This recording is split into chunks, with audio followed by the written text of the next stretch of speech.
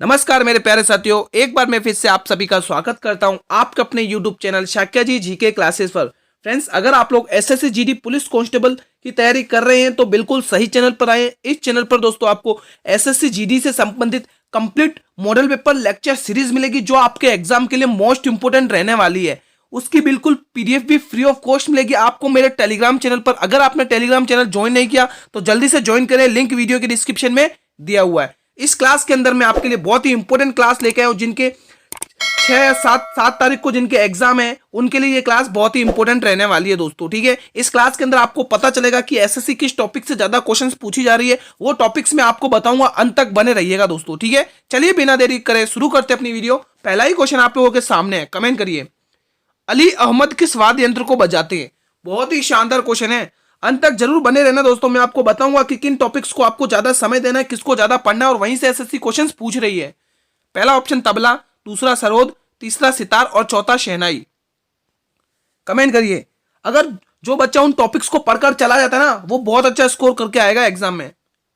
तो इस प्रश्न के लिए आप लोग डी ऑप्शन टिक करेंगे। ठीक है, तो अली अहमद किस वाद्य यंत्र को बजाते हैं? शहनाई को बजाते हैं दोस्तों। ठीक है, और ध्यान रख सकते हैं शहनाई के प्रसिद्ध वाद्य और भी हैं। बिस्मिल्लाह खां हो गए दोस्तों आपके, है ना, तो आप लोग नाम ध्यान रख सकते हैं, बिस्मिल्लाह खां, है ना, जैसे बिस्मिल्लाह खां। तो ये भी प्रसिद्ध शहनाई वादक है दोस्तों, बहुत बार पूछे जाते हैं दोस्तों। वहीं प्रसिद्ध तबला वादक देख ले तो जाकिर हुसैन नाम ध्यान रखेंगे सभी बच्चे। क्या नाम ध्यान रखेंगे? जाकिर हुसैन। एक तो जाकिर हुसैन ध्यान रखेंगे और दूसरा अहमद खां, ये भी हैं अहमद खां। अहमद खां का नाम भी आप लोग ध्यान रखिए दोस्तों। ठीक है, वहीं अगर हम बात कर ले सरोद की तो अमजद अली खां। सरोज में आप ध्यान रखेंगे अमजद अली खां। अमजद अली खां, आपका अच्छा खासा रिवीजन हो जाएगा, अंत तक बने रहिए। ठीक है, अमजद अली खां। और सितार की बात करें तो बहुत ही फेमस, सभी बच्चे जानते होंगे उनको, तो पंडित रविशंकर। पंडित रविशंकर। तो ये कुछ प्रमुख कलाकार हैं वाद्य यंत्र के जो आपके एग्जाम के पॉइंट ऑफ व्यू से इंपॉर्टेंट है। स्क्रीनशॉट लेना चाहे तो स्क्रीनशॉट ले लें, बाकी पीडीएफ चाहिए तो आपको free of cost Telegram channel पर पीडीएफ मिलेगी, लिंक वीडियो के डिस्क्रिप्शन में दिया हुआ है। दोस्तों आप लोग मेरे चैनल को कर लें सब्सक्राइब, आपको इसी प्रकार से कंटेंट मिलता रहेगा। ठीक है दोस्तों, जल्दी से इस चैनल को सब्सक्राइब कर लें और बेल नोटिफिकेशन को प्रेस कर लें। जनगणना 2011 के अनुसार किस राज्य की जनसंख्या वृद्धि दर सबसे अधिक रही है? बहुत ही शानदार क्वेश्चन है, इंपॉर्टेंट क्वेश्चन है, जनगणना से संबंधित भी। मेघालय, मध्य प्रदेश, बिहार या छत्तीसगढ़? कमेंट करके बताएं सभी बच्चे। जनगणना 2011 के अनुसार किस राज्य की जनसंख्या वृद्धि दर से सबसे अधिक रही है? तो आप टिक करेंगे मेघालय राज्य। कौन सा राज्य है भाई? ए ऑप्शन को लॉक कर दीजिए भाई। किस किसने ए ऑप्शन को लॉक किया कमेंट करें। आप लोग हर क्वेश्चन का जवाब कमेंट सेक्शन में देंगे, आपके रेस्पॉन्स से हमें मोटिवेशन मिलता है दोस्तों। ठीक है, एक बहुत ही शानदार क्वेश्चन आया दोस्तों, इस क्वेश्चन को सॉल्व करने में मजा आ जाएगा। कमेंट करिएगा जिसको आता है। राम अपनी आय का 80% खर्च करता है। कितना? 80% खर्च करता है, जबकि उसकी आय 30% बढ़ जाती है। मतलब उसकी आय 80% खर्च करता है और आय कितनी 30% बढ़ जाती है, तो अपने व्यय का 25% बढ़ा देता है, मतलब अपने खर्चे को 25% बढ़ा देता है। तो आपको उसकी बचत बतानी है।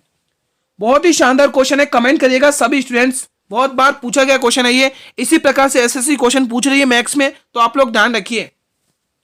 चलिए सॉल्व करना स्टार्ट करते हैं। देखिए दोस्तों, आप सभी को पता है कि जो इनकम होती है, इनकम माइनस एक्सपेंडिचर, मतलब कि इनकम माइनस एक्सपेंडिचर किसके बराबर होती है? सेविंग के बराबर होती है। किसके बराबर होती है? सेविंग के बराबर होती है। देखिए अब वो क्या बोल रहा है, राम अपनी आय का 80% खर्च करता है। मतलब कि अगर उसकी सैलरी 100% है, उसमें से वो अगर 80% खर्च कर लेता है तो बच कितना रहा है? बच 20% रहा है। बिल्कुल सही बात है ना। चलिए आगे बढ़ते हैं। अब आगे क्या बोल रहा है? जब उसकी आय 30% बढ़ जाती है, आय की बात कर रहा है, इस आय की बात कर रहा है, तो देखिए 100 का 30% निकालेंगे तो 30 ही होगा, या तो आप उसमें ऐड कर दीजिए। तो 100 का 30% उसमें ऐड करिए तो अब उसकी आय कितनी होगी? 130।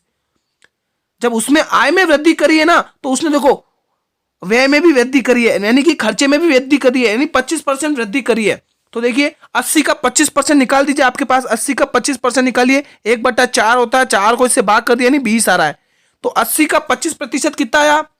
20 आया। तो 100 में 20 जोड़ देंगे तो आपके पास जवाब कितना, सॉरी 80 में 20 जोड़ देंगे, आपके पास जवाब आएगा 100। अब आप खुद देखिए 130 रुपए उसकी इनकम है, 100 रुपए खर्च कर रहा है, बचा कितना रहा है? 30 रुपए। अब आगे क्वेश्चन क्या बोल रहा है? उसकी बचत क्या है, यानी बचत प्रतिशत क्या है। तो देखिए पहले 20 बचा था अब 30 बचा रहा है, यानी 10% की वृद्धि हुई है। किसके ऊपर हुई है, 20% पे। तो 100 पे कितने की होगी, निकाल दीजिए 100 पर भी। तो 20 पंचे 100, 20 पंचे 100, 10 पंचे 50, यानी कि 50% की वृद्धि होगी। समझ में आया इस क्वेश्चन को कैसे करेंगे दोस्तों। अगर एग्जाम में ये क्वेश्चन दिख जाए तो आप इसी पैटर्न से फोड़ कर आइए दोस्तों, ठीक है। जिनको समझ में ना आया हो वो कमेंट करें, मैं रिप्लाई कर दूंगा। चलिए अगला क्वेश्चन, बहुत शानदार और इंपॉर्टेंट क्लास चलेगी, आपके एग्जाम के पॉइंट ऑफ व्यू से इंपॉर्टेंट है। जिन बच्चों के 7 तारीख को एग्जाम है वो जरूर देखें और सभी मित्रों में शेयर भी करें इस क्लास को। भाई क्लास अच्छी लग रही है तो एक लाइक तो बनता है दोस्तों, जल्दी से लाइक कर दें। ड्री उत्सव किस राज्य में मनाया जाता है, राजस्थान राज्य, अरुणाचल प्रदेश, हिमाचल प्रदेश या उत्तर प्रदेश। कमेंट करिएगा दोस्तों, ड्री उत्सव किस राज्य में मनाया जाता है, सभी बच्चे कमेंट करेंगे। क्या आंसर रहेगा इस प्रश्न के लिए। तो दोस्तों ड्री उत्सव मनाया जाता है आपके अरुणाचल प्रदेश में। दोस्तों किस राज्य में मनाया जाता है, ये अरुणाचल प्रदेश में मनाया जाता है दोस्तों। अरुणाचल प्रदेश में दोस्तों आप एक और उत्सव, 2 उत्सव और ध्यान रख सकते हैं, जैसे आपके सोलुंग उत्सव हो गया, मोस्ट इंपोर्टेंट है सोलुंग उत्सव। मैं यहां पर लिख दे रहा हूं सोलुंग उत्सव। सोलुंग उत्सव भी आप ध्यान रख सकते हैं, अरुणाचल प्रदेश में ही है। और एक और उत्सव ध्यान रख सकते हैं अरुणाचल प्रदेश में, जैसे आपके लोसर उत्सव हो गया, बहुत बार पूछे जाते हैं ये दोनों उत्सव। लोसर उत्सव भी अरुणाचल प्रदेश राज्य में ही है, ठीक है। वहीं अगर आप सी की मतलब हिमाचल प्रदेश की बात करें एचपी में, तो इसमें 2 फेस्टिवल आप ध्यान रखेंगे। एक तो चैट फेस्टिवल, बहुत बार पूछा जाता है chat festival, chat festival, chat festival, ठीक है, बहुत बार पूछा जाता है चैट फेस्टिवल। और एक और पूछा जाता है साजो उत्सव। साजो उत्सव भी यहीं का है ना, हिमाचल प्रदेश का है साजो उत्सव, ठीक है। तो ये कुछ फेमस उत्सव होगा जो आपको राज्य से संबंधित है ना। तो इस प्रश्न के लिए आप लोग बी ऑप्शन को लॉक करेंगे, जो भी स्टूडेंट लॉक कर रहे हैं। बढ़े अगले क्वेश्चन की तरफ। क्लास बहुत ही इंपॉर्टेंट चलेगी, आप लोग बस सुनते रहिए, देखते रहिए और क्लास को लाइक कर दे अगर क्लास अच्छी लग रही हो तो। क्वेश्चन नंबर 5, बहुत ही शानदार क्वेश्चन। आदि ग्रंथ की रचना किस गुरु ने करी थी, गुरु नानक देव, गुरु अंगद देव, गुरु अर्जुन देव, गुरु गोविंद सिंह। कमेंट करिएगा सभी बच्चे। मैं आपसे एक क्वेश्चन पूछता हूं कि गुरु गोविंद सिंह का बचपन का नाम किसी को पता है, कमेंट करिए भाई। गुरु अंगद का तो पता भाई, लहना है। इनके बचपन का नाम क्या, लहना, बचपन नेम, बचपन नाम क्या है, लहना। इनको लहना के नाम से जाना जाता है गुरु अंगद को, है ना। तो आदि ग्रंथ की रचना किसने करी है, गुरु अर्जुन देव ने। सिखों के 5वें गुरु, ये सिखों के 5वें गुरु हैं, है ना। ये सिखों के दूसरे गुरु हैं, ये सिखों के पहले गुरु हैं, और ये गुरु गोविंद सिंह सिखों के 9वें गुरु हैं, ठीक है। तो इसके बाद बंदा बहादुर जी आ जाते हैं, क्योंकि ये गुरुओं का पद समाप्त कर देते हैं ना। तो बताइए दोस्तों, ठीक है। तो इस प्रश्न के लिए सी ऑप्शन बिल्कुल सही जवाब जाएगा। किस किसने सी ऑप्शन को टिक किया है। तो अर्जुन देव को ही दोस्तों एक उपाधि मिली जिसको सच्चा बादशाह कहा जाता है। अर्जुन देव को ही क्या कहा जाता है, सच्चा बादशाह। मैं यहां पर सही से लिख देता हूं, हाँ, सच्चा बादशाह, सच्चा बादशाह, ध्यान रखिएगा। सच्चा बादशाह की उपाधि इन्हीं को मिली है और इनकी हत्या जहांगीर ने करी थी, यानी कि ये सिखों के 5वें गुरु थे जो जहांगीर के समकालीन थे दोस्तों, ध्यान रखिएगा दोस्तों, ठीक है। और गोविंद सिंह की बात करें तो खालसा पंथ की इन्होंने ही स्थापना करी है 1699 में, खालसा पंथ, खालसा पंथ दोस्तों, ध्यान रखिएगा। तो ये कुछ इंपोर्टेंट फैक्ट है जो आपके एग्जाम में पूछे जाते हैं दोस्तों, ठीक है। चलिए अगला क्वेश्चन, हमारा अगला क्वेश्चन क्वेश्चन 6 से, द्वितीय पंचवर्षीय योजना किस मॉडल पर आधारित थी। इंपोर्टेंट क्वेश्चन है, इंपोर्टेंट क्वेश्चन है। DR Gadgil model, John W Miller model, PC Mahal novice model या फिर हैरोल्ड डॉमर मॉडल। कमेंट करिएगा, सभी बच्चे बताएंगे। अगर देखा जाए तो ये तो पहली पंचवर्षीय योजना का मॉडल था, पहली पंचवर्षीय योजना का मॉडल था। तो दूसरी का क्या है, ये रहा महाल नोविस मॉडल। कौन सा है, Mahal novice model. C option को लॉक करें इस प्रश्न में, सभी बच्चे सी ऑप्शन लॉक करेंगे, बिल्कुल सही जवाब है। अगला क्वेश्चन, क्वेश्चन नंबर 7 देखिए, बहुत ही शानदार और मजेदार क्वेश्चन रीजनिंग का है। बस आप लोग बने रहिए अंत तक, मजा आ जाएगा दोस्तों आपको क्लास में। आप लोग कमेंट भी करा करें दोस्तों, आप लोग देखते कमेंट करा करें कि आपने कितने क्वेश्चन सही किए, कि आपकी तैयारी किस प्रकार चल रही है SSC GD से संबंधित, वो आप लोग शेयर किया करें दोस्तों, है ना। अंग्रेजी वर्णमाला में कौन सा अक्षर दाएं से 10वें के बाएं, दाएं के छठे के बाएं, 5वें के बाएं, 4 चौथा होगा। क्या बात है, बहुत ही शानदार क्वेश्चन है, ये दिमाग को हिलाने वाला क्वेश्चन। देखते पहले कौन करता है, बताइए दोस्तों। चलो जैसा क्वेश्चन बोला हम वैसे करते। क्या बोला, दाएं से 10वां, यानी कि दाएं से मतलब राइट से 10वां, राइट से 10वां, बिल्कुल सही बात है। राइट से 10वें के लेफ्ट से छठा, लेफ्ट से कौन सा, लेफ्ट से छठा, बिल्कुल सही बात है। लेफ्ट से छठे के बाएं के 5वें, यानी राइट से 5वां, बिल्कुल सही बात है। फिर बाएं से चौथा। चलो मैंने बताया था इन क्वेश्चन को सॉल्व करने के लिए सेम सेम होंगे तो घटेंगे, अपोजिट होंगे तो प्लस होंगे। जो लोग मेरा डेली मॉडल पेपर सॉल्व करते हैं, आज तो ये 23वां मॉडल पेपर है, उन लोगों को पता है इन प्रकार के क्वेश्चन कैसे करने, क्योंकि एग्जाम में एसएससी बहुत पूछ रही है अल्फाबेट टेस्ट से बहुत सारे क्वेश्चन, ठीक है। तो देखिए यहां पर आपको क्या दिख रहा है, राइट और लेफ्ट दिख रहा है, तो राइट से कितना हो गया 16, यहां पर इनको प्लस किया क्योंकि अपोजिट थे, तो राइट से कितना हो गया 16। अब आगे क्या बोल रहा है, यहां पर देखिए, अब ये दोनों को देखिए, राइट राइट, तो 16 में से 5 घटाओगे कितना बचेगा, बताइए दोस्तों। दोस्तों एक मिसप्रिंट हुआ है, एक मिसप्रिंट हुआ है, हमने यहां पर लेफ्ट लिख दिया, यहां पर राइट से ही पूछा है, ठीक है। तो देखिए राइट राइट सेम सेम तो घट जाएंगे, तो यहां पर राइट से कितना आ जाएगा, चौथा आ जाएगा, ठीक है। अब देखिए वापिस राइट, अब ठीक है, राइट से कितना आ गया, 14 आ गया, और यहां पर आपके लेफ्ट लिखा हुआ है ना, मैंने क्या थोड़ा यहां पर लेफ्ट लिखा हुआ, लेफ्ट लेफ्ट दो बार है ना, तो लेफ्ट लेफ्ट, ठीक है। तो राइट से 10वां, राइट से देखो ये तो हमने घटा दिया, 4 आ गया। अब यहां पे देखिए राइट से इन दोनों को देखिए, लेफ्ट और राइट को देखिए, लेफ्ट और राइट दोनों अपोजिट है, तो देखिए यहां पर लेफ्ट है यहां पर राइट है, दोनों को प्लस करेंगे 9 आ जाएगा, कितना आ जाएगा 9 आ जाएगा, ठीक है। इनको यानी कि राइट से 9 और इधर लेफ्ट से 4, वापिस लेफ्ट से और राइट आ रहा है, तो 9 और 4 कितना हो गया 13 हो गया, है ना। तो 13 पे क्या आता है आप सभी को पता है एम, लेकिन हमें 13 राइट से बोला है तो एम का जस्ट अपोजिट कर दो, एन आ जाएगा उत्तर, क्या आ जाएगा एन, ऑप्शन सी जवाब आएगा, ठीक है।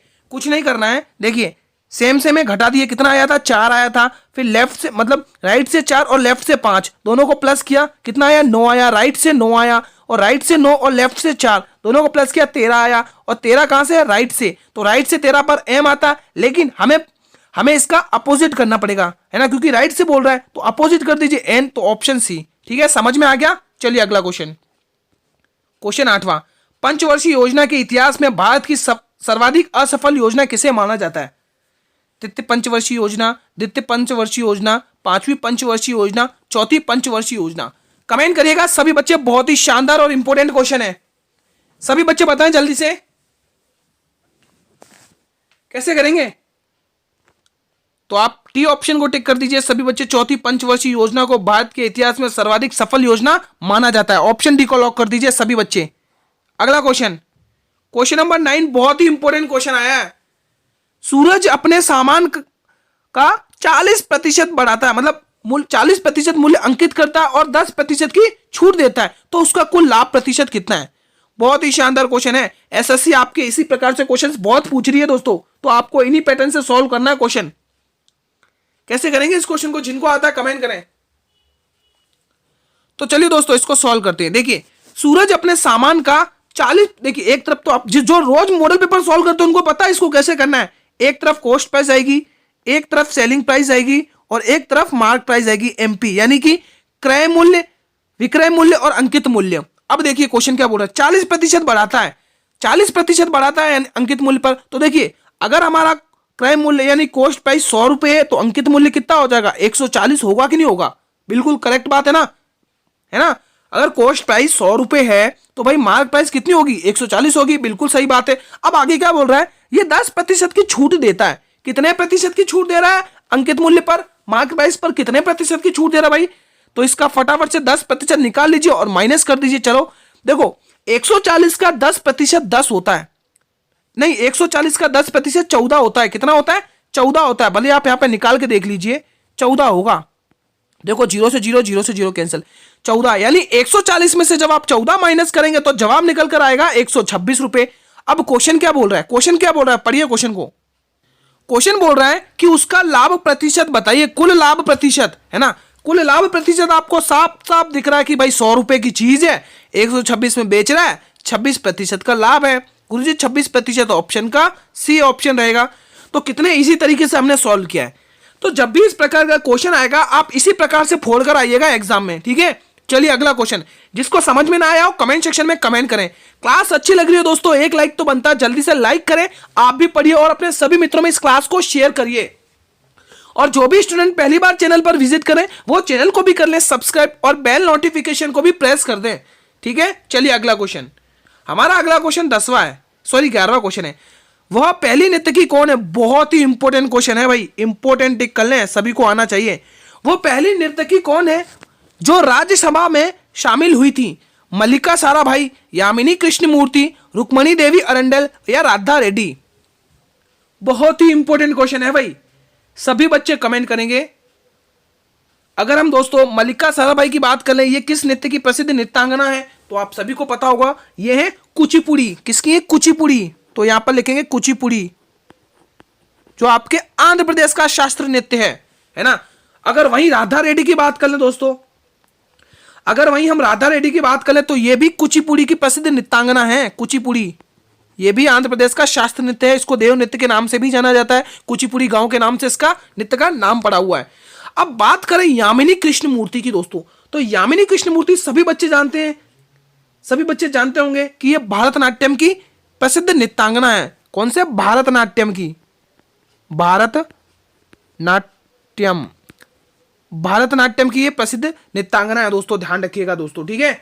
यहां पर आप ये ध्यान रखेंगे, जो आपके तमिलनाडु का शास्त्रीय नृत्य है। तो जो अब आपके दोस्तों ये जो रुक्मणी देवी अरुंडल है ना, अरिंडल, तो दोस्तों ये आपके राज्यसभा में शामिल हुई थी, वो पहली नृत्य की थी दोस्तों, ठीक है, जिनका संबंध भी किससे? भारतनाट्यम से ही है, ठीक है दोस्तों। ये प्रसिद्ध नृत्यांगना है। यामिनी कृष्णमूर्ति आपके कुचिपुड़ी नृत्य की भी प्रसिद्ध नृत्यांगना है, ठीक है। तो ये कुछ इंपॉर्टेंट फैक्ट है, आप स्क्रीनशॉट लेना चाहें तो ले सकते हैं। पीडीएफ चाहिए तो आपको टेलीग्राम चैनल पर मिलेगी, और टेलीग्राम चैनल का लिंक वीडियो के डिस्क्रिप्शन में दिया हुआ। हर एक मॉडल पेपर की आपको फ्री ऑफ कॉस्ट पीडीएफ मिलेगी, जो आपके एग्जाम के पॉइंट ऑफ व्यू से बहुत ही इंपॉर्टेंट रहने वाली है।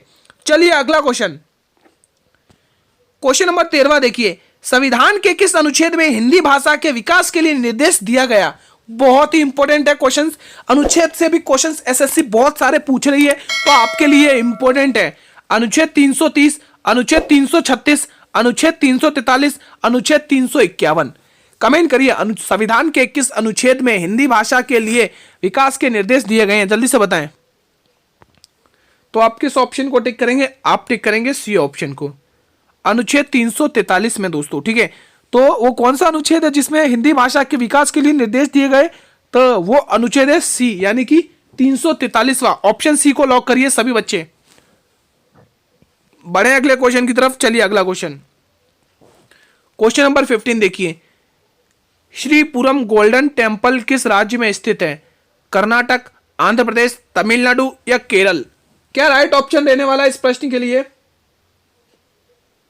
सभी बच्चे बताएंगे। मोस्ट इंपोर्टेंट है दोस्तों, टेम्पल यानी मंदिरों से संबंधित भी बहुत क्वेश्चन पूछे जा रहे हैं, तो मैं आपको कुछ इंपोर्टेंट बताने जा रहा हूं, आप लोग समझिए और ध्यान से देखते जाइए। देखिए, हम अगर कर्नाटक की बात करें तो इनमें ध्यान रखें, एक बार इसको मैं एरो सही बना देता हूं ताकि स्पेस कम ना पड़े हमारे पास, ठीक है। अगर हम यहां पर कर्नाटक के लिख रहा हूं, अगर आपको कर्नाटक के पूछ ले तो आप ध्यान रखेंगे फेमस मंदिर उडुपी, बहुत बार पूछा गया। उडुपी मंदिर कहां का? भाई कर्नाटक का है।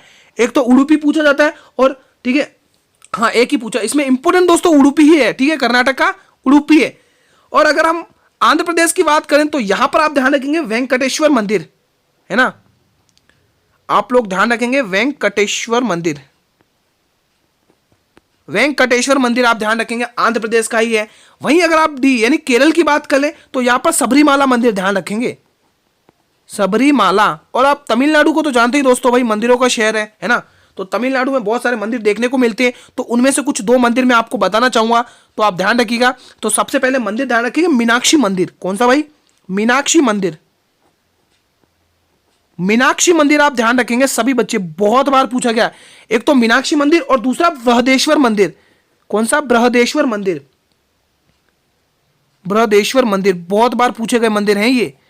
मैं वही मंदिर आपको बता रहा हूं दोस्तों जो आपके एग्जाम में पूछे जाते हैं बार बार, ठीक है। तो आप लोग इस प्रश्न के लिए क्या ऑप्शन टिक करेंगे? यहां पर आप लोग सी ऑप्शन को टिक करेंगे, बिल्कुल सही है कि सी। देखिए अब आपको देखो तमिलनाडु में 3 मंदिर देखने को मिल गए, एक तो मीनाक्षी मंदिर, बृहदेश्वर मंदिर और तीसरा श्रीपुरम गोल्डन टेम्पल, ठीक है। तो ये भी तमिलनाडु में, ऑप्शन सी बिल्कुल सही जवाब।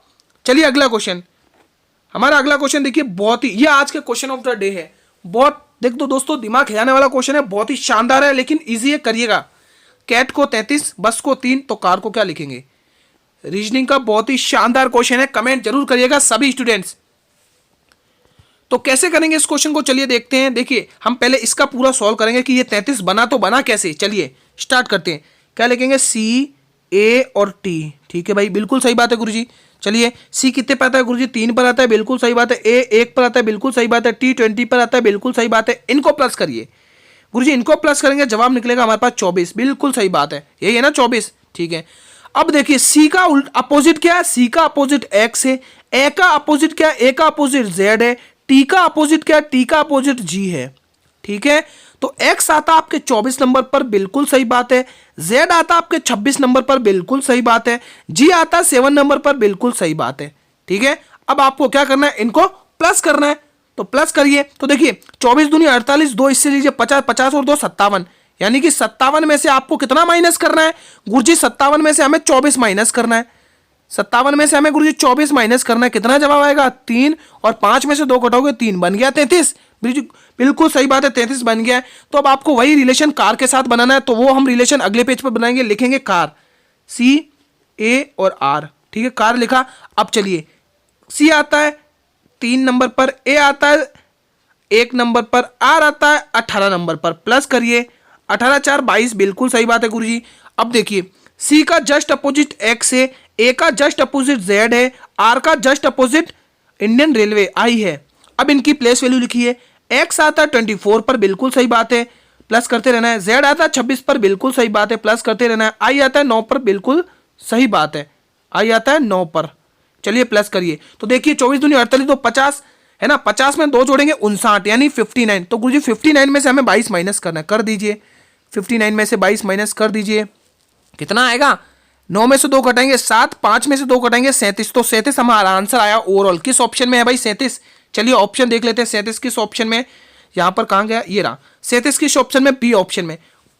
मजा आया इस क्वेश्चन को सॉल्व करने में दोस्तों, बहुत ही शानदार क्वेश्चन था भाई, सॉल्व करने में अच्छा लगा दोस्तों। ठीक है, क्लास अच्छी लग रही हो तो दोस्तों एक लाइक तो बनता है, जल्दी से क्लास को लाइक कर दें, बहुत ही शानदार क्वेश्चन था। चलिए अगला क्वेश्चन देखते हैं। ठीक है, ध्यान रखिएगा, कुछ क्वेश्चन इंपॉर्टेंट और इजी तरीके से सॉल्व करना पड़ता है। ठीक है, तो इजी था ये भी क्वेश्चन, कोई ज्यादा टफ नहीं था। क्वेश्चन 17 देखिए, बिहार को बंगाल में किसने मिलाया था, बहुत ही शानदार है। बंगाल का पहला नवाब कौन है भाई, मुर्शिद कुली खां दोस्तों। बंगाल का पहला नवाब है मुर्शिद कुली खां। टाइम पीरियड ध्यान रखेंगे 1700 में बैठता है भाई, 1700 से लेकर 1727 तक रहता है ना। फिर इसके बाद इसका दामाद आता है शुजाउद्दीन, तो इस प्रश्न का जवाब भी वही हो जाएगा, शुजाउद्दीन। बंगाल को, बिहार को बंगाल में कौन मिला था, शुजाउद्दीन मिला था। कब मिला था, 1732 में। कब मिला था भाई, 1732 में दोस्तों। ठीक है, तो पहले मुर्शिद कुली खां, उसका दामाद आता है, फिर उसके बाद शुजाउद्दीन, फिर शुजाउद्दीन का पुत्र आता है सरफराज खान। सरफराज खान के बाद अलीवर्दी खां आता है दोस्तों। कौन आता है, अलीवर्दी खां आता दोस्तों। अलीवर्दी खान के कोई पुत्र नहीं था, तो इसकी जो 3 पुत्रियां थी, उन 3 पुत्रियों में से एक छोटी पुत्री थी, उनका बेटा था सिराजुद्दौला। सिराजुद्दौला बैठता है गद्दी पर। इसी के टाइम पीरियड में दोस्तों ब्लैक होल घटना होती है, ब्लैक होल घटना होती है। और क्या होता है, ब्लैक होल घटना होती है, एक और होता है प्लासी का युद्ध होता है यहीं पर 1757 में ना, प्लासी का युद्ध होता है इसी के साल में दोस्तों, प्लासी का युद्ध। तो आप ध्यान रखिएगा, ये कुछ इंपोर्टेंट फैक्ट हैं जो आपके एग्जाम में पूछे जाते हैं।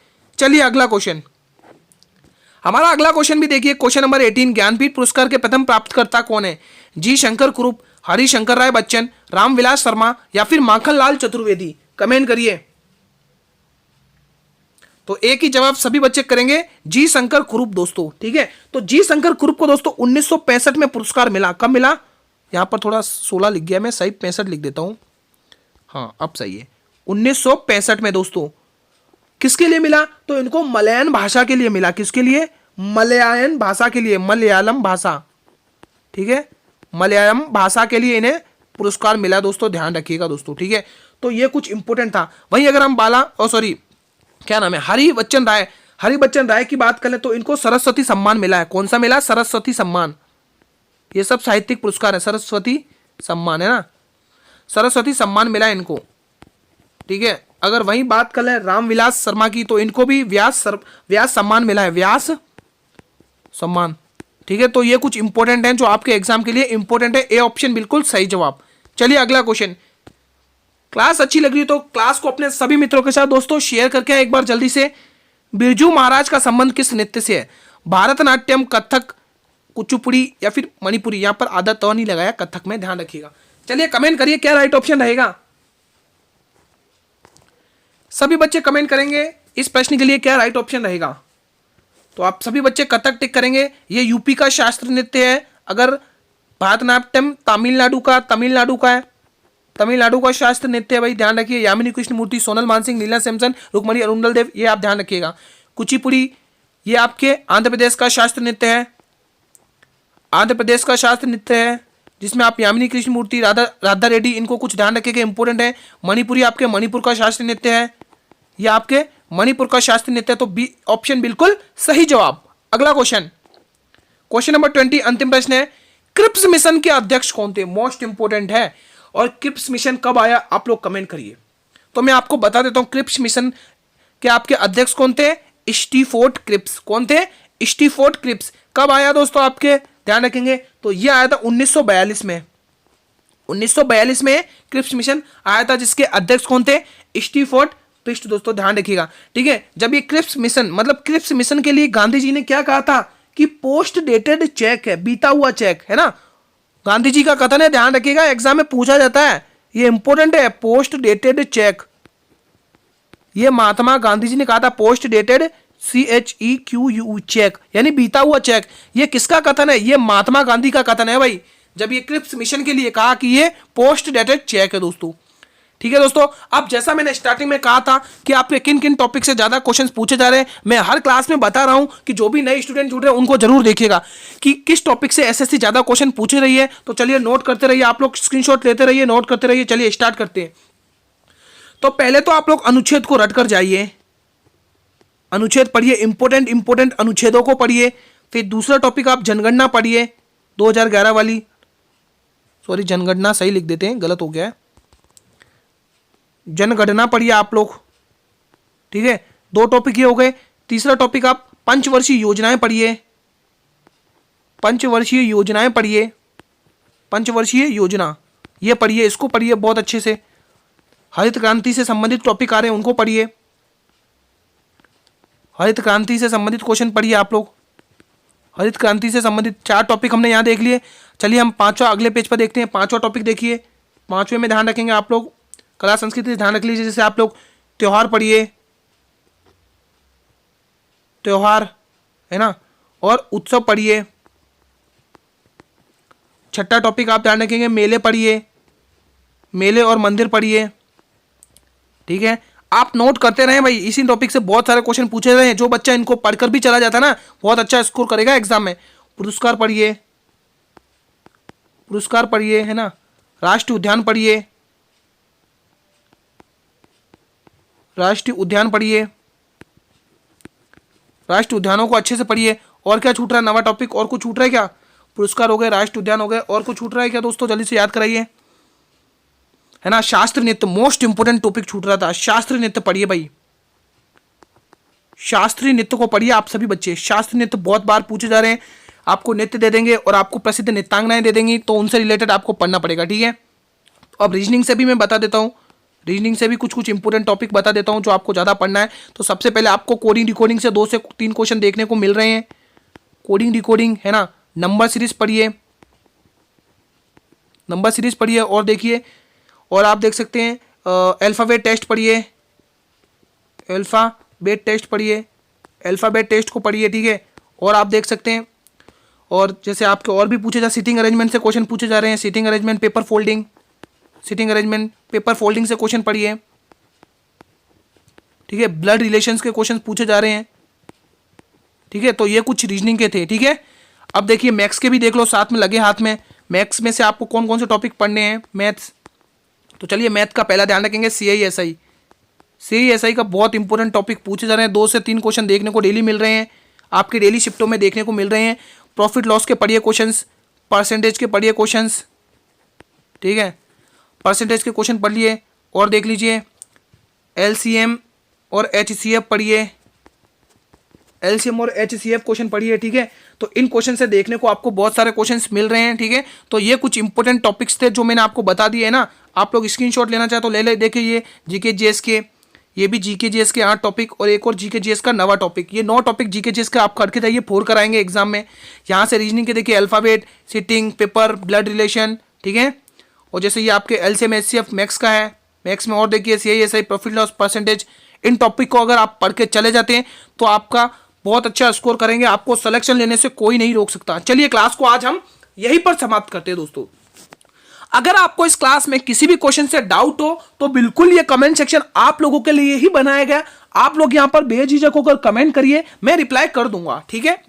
अगर आपको ये क्लास अच्छी लगी हो दोस्तों तो इस क्लास को एक बार मेरे सभी स्टूडेंट लाइक करेंगे दोस्तों, एक लाइक तो बनता है, और जितना हो सके इस मॉडल पेपर को शेयर करिए। आज हमने यहां पर 23 मॉडल पेपर कंप्लीट कर लिए भाई, 23 मॉडल पेपर कंप्लीट कर लिए दोस्तों। जिन्होंने अभी तक नहीं देखे हैं, प्लेलिस्ट का लिंक वीडियो के डिस्क्रिप्शन में दिया हुआ है, देख लीजिए। और आप लोग भी पढ़िए और अपने सभी मित्रों में इस क्लास को शेयर करिए ज्यादा से ज्यादा, ठीक है। बहुत सारे स्टूडेंट कमेंट करते हैं कि सर जी पीडीएफ कहां मिलेगी इस क्लास की, तो बिल्कुल फ्री ऑफ कॉस्ट आपको पीडीएफ मिलेगी। जी हां दोस्तों, बिल्कुल फ्री ऑफ कॉस्ट आपको पीडीएफ मिलेगी मेरे टेलीग्राम चैनल पर। अब ये टेलीग्राम चैनल कहां मिलेगा, तो टेलीग्राम चैनल का लिंक वीडियो के डिस्क्रिप्शन में दिया हुआ है, आप लोग ज्वाइन होइए। हर एक मॉडल पेपर की बिल्कुल फ्री ऑफ कॉस्ट पीडीएफ मिलेगी, ठीक है, जो आपके एग्जाम के पॉइंट ऑफ व्यू से मोस्ट इंपोर्टेंट रहने वाली है दोस्तों, ठीक है। आप लोग भी पढ़िए और इस क्लास को जितना हो सके उतना शेयर करिए अपने सभी मित्रों के साथ। एग्जाम से पहले जरूर देखकर जाइए, जिनका एग्जाम 7 तारीख को है उन बच्चों के लिए क्लास इंपॉर्टेंट रहने वाली है, उनको एक आइडिया मिल जाएगा कि एसएससी किन टॉपिक से ज्यादा क्वेश्चन पूछ रही है, ठीक है दोस्तों। कल दोस्तों देखो टाइमिंग हमारा यही रहता है 8 PM क्लास का, सभी बच्चों को 8 PM जुड़ना है, टेस्ट देना है और पढ़ना है, अच्छे से अपनी तैयारी को एनालाइज करना है। कल मिलेंगे इसी टाइम पर 8 PM पर, जुड़ना ना भूलेंगे। तब तक के लिए मित्रों जय हिंद, जय भारत, वंदे मातरम। पेपर अच्छे से करना दोस्तों, बेस्ट ऑफ लक, धन्यवाद।